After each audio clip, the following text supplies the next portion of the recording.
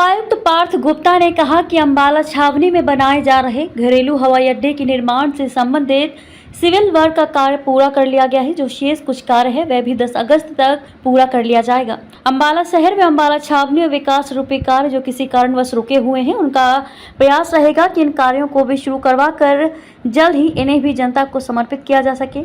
उपायुक्त पार्थ गुप्ता ने कहा कि बैठक का उद्देश्य शहर से जुड़े जो मुद्दे हैं उन पर चर्चा करते हुए उनके बारे में जानते हुए सुधार की दृष्टि से उन पर कार्य किया जा सके। उन्होंने कहा कि अंबाला छावनी में घरेलू हवाई अड्डे के निर्माण कार्य पर निरंतर मॉनिटरिंग की जा रही है। सिविल वर्क का कार्य अधिकार पूरा कर लिया गया है। संबंधित एक एजेंसी द्वारा सिक्योरिटी के तौर पर यहाँ पर जो कार्य करने हैं उनसे भी आज एग्रीमेंट हो गया है। जल्द ही इस पर संबंधित एजेंसी काम शुरू कर देगी। उन्होंने ये भी कहा कि जल भराव की स्थिति को ध्यान में रखते हुए जो भी शॉर्ट टर्म या लॉन्ग टर्म की परियोजनाएं हैं उनके तहत प्रयास रहेगा कि जिन पॉइंट पर परियोजनाओं के तहत कार्य जल्द हो सकता है उसके तहत पहले कार्य करते हुए जल भराव की स्थिति से निपटने की दिशा में काम किया जाएगा। उन्होंने ये भी कहा कि पिछले दिनों उन्होंने जल भराव के कुछ क्षेत्रों का दौरा भी किया था और संबंधित अधिकारियों को निर्देश दिए थे कि इन क्षेत्रों से जल भराव न हो, कि इसके लिए कार्य करें। कुछ जगहों पर नालों पर अतिक्रमण रहा जिसके चलते बरसाती पानी की निकासी में दिक्कत आई। उन्होंने लोगों से भी अपील की कि वे प्रशासन का सहयोग करें, ये उनके हित के लिए है।